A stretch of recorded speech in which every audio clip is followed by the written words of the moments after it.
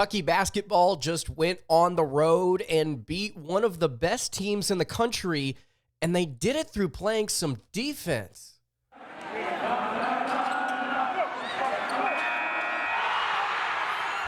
You are Locked On Kentucky, your daily podcast on the Kentucky Wildcats, part of the Locked On Podcast Network, your team every day.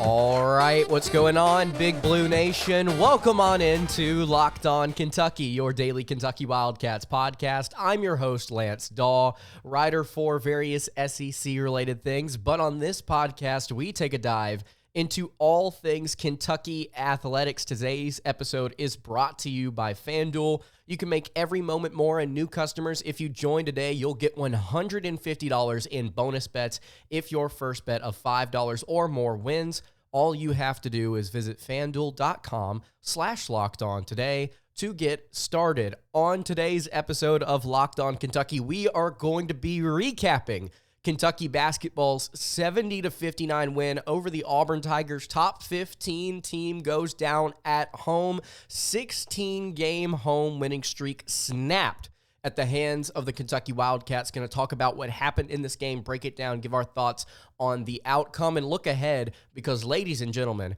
this game proves Kentucky basketball can still win it all. Thank you so much for making Locked On Kentucky your first listen every single day. Want to remind everyone out there that we are free and available on all platforms. And if you're watching on YouTube, please subscribe to the show. If you're listening on podcast, wherever you are listening on podcast, I would greatly appreciate it if you subscribed there as well. So let's go ahead and get into it. Like I mentioned, final score, Kentucky 79, 70, Auburn 59. Wildcats go into Neville Arena, drain it, and make it their own. Really, really impressed with this win. First of all, massive resume-building victory. Almost no one wins at Neville Arena. Almost no one. And Kentucky went in there, and from the jump, you could tell they meant business. And Ugonna Onyenso said it himself in the post game. By the way, I was able to attend this game. I was able to attend the interviews, post game interviews with Coach Cal and Onyenso and Reeves. But Onyenso continued to say when asked different questions, it was like he would point back to, well, nobody believed that we would come in here and win this game.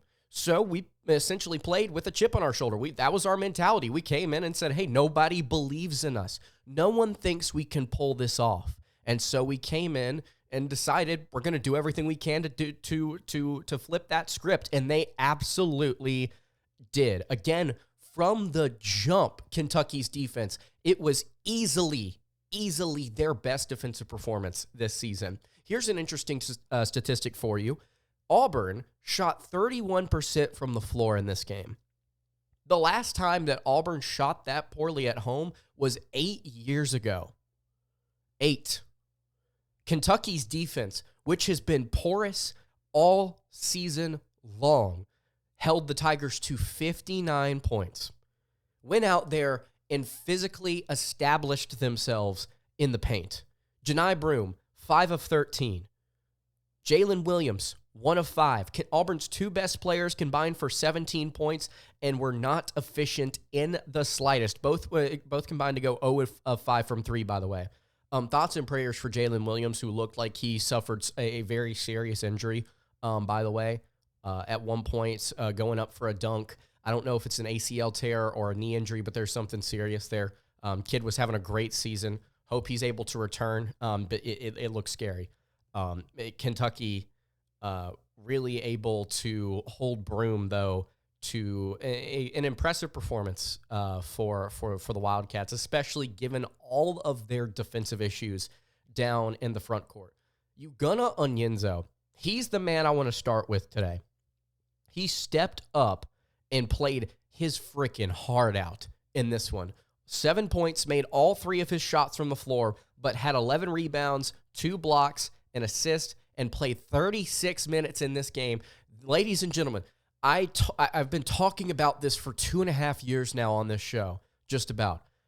Defense is not all about blocks per game. You can get a lot of blocks per game, and that's awesome if you do, but you have to be consistent regardless of whether or not you're touching the shot at affecting the shot when it goes up around the rim. And Hugo showed today that he was able to play defense without collecting a ton of blocks against Janai Broome, Jalen Williams, Chaney Johnson, Chris Moore, all of these different strong forwards that that Auburn has. The Wildcats were able to use their anchor in Hugo and play through him defensively. Kentucky, by the way, and Bruce Pearl pointed this out in the post game, Kentucky applied not just pressure at the rim, but pressure on Auburn's guards. Kentucky's guards on defense stepped up and played really well, at least I thought. Antonio Reeves, Adu Thiero, Rob Dillingham, Reed Shepard, they all stepped up in different ways and performed really well, fighting through those ball screens, playing aggressive, applying pressure to Auburn's backcourt. Auburn's backcourt could not hang, and that's what we said in the preview. If you can shut down the front court, it's going to be key. But this backcourt, man, they're steady, but they don't score a ton of points. Kentucky was going to outscore this backcourt, and Aiden Holloway and Trey Donaldson struggled in this one. Donaldson, 1 point, 0 of 3, 4 fouls. Aiden Holloway, 4 points, 1 of 5 from the floor, 0 assists, and only 2 rebounds. Kentucky went out there and shut Auburn down. Denver Jones, who we noted in the pregame as somebody who can light it up, 3 of 11, 12 points. Katie Johnson off the bench, 3 of 10, 6 points. It was an incredibly inefficient day for the Auburn Tigers. Historic performance, I think, defensively for the Kentucky Wildcats. And this is what we've been waiting for. We have been waiting for Kentucky to step up and make some moves on the defensive end. Now, granted, Auburn had a lot of different open looks in this game that they could not cash in on. 4 of 22 from outside the arc. Kentucky only took 13 threes in this game, by the way, 4 of 13 for the Wildcats. So both teams hit 4 threes. Auburn significantly less efficient, but they had some open ones. Oh boy, they had some open ones. They could not hit the broadside of a barn in this contest. And sometimes that happens. You know, Kentucky so far this season has run into some teams that have been really good at making tough shots from outside the arc. With a hand in their face or not, they're knocking that thing down. And it's knocked down Kentucky's defensive adjusted efficiency. But sometimes you'll see teams get some open looks and just not be able to hit.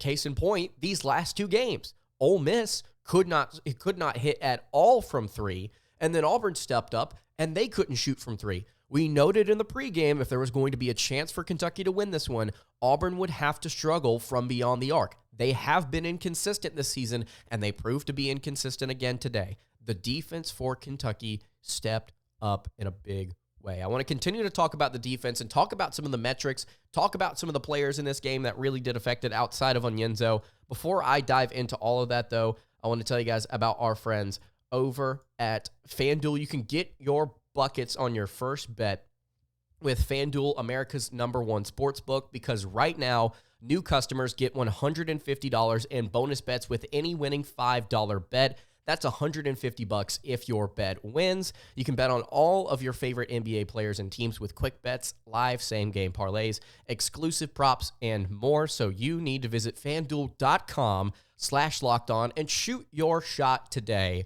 with FanDuel, an official sportsbook partner of the NBA. All right, continuing along here on the Saturday edition of Locked On Kentucky, Lance Dawe hanging out here with you. Again, I really appreciate you guys checking out the show today. If you have not subscribed to the show, you're going to want to do it. This season's about to get interesting because this game today, this win, 70-59 over the Auburn Tigers, proves that Kentucky can make a push in March. What have we been waiting for? We've been waiting for the defense to take a step forward, and they've done it for 2 games in a row now. Now, this may go sideways immediately. It could just immediately fall apart this next Wednesday against LSU on the road. That's going to be a tough game, by the way. Tough game for Kentucky to win. It could just go sideways. Kentucky could never have another great, good defensive game this entire season. This could be it. But we are starting to see what I believe to be the foundation for Kentucky preparing to get better in March. That's what you're looking at, right? You're looking at Kentucky stepping up, playing better defense, and being overall more cohesive whenever March rolls around, whenever tournament time rolls around. I didn't know if they could do it, and they showed today against a really good team, a very balanced, deep team, that they could outplay them. They could out-hustle them. They could out-physical them. Now, the officiating in this game was absolute.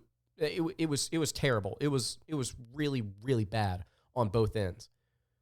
But Kentucky still won that physical battle. They won the rebound battle in this game. Guys, they won the rebound battle. They had more second chance points, if I'm not mistaken.